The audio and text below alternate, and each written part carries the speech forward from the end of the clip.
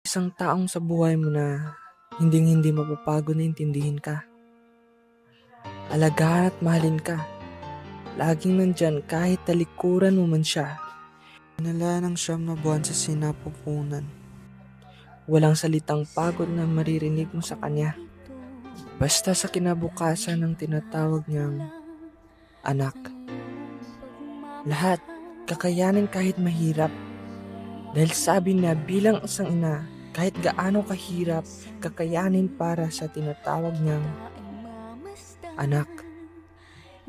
Pag-aalagang walang kapantay, pagmamahal ng walang hinihintay, nakapalit sa sakripisyong ibinigay, pag-unawa sa ugaling nakakasakit na sa iyong nanay. Ang lahat ng yan, siya lang makagagawa. Siya lang, wala nang iba. Siya yung tinatawag mong nanay. Ma,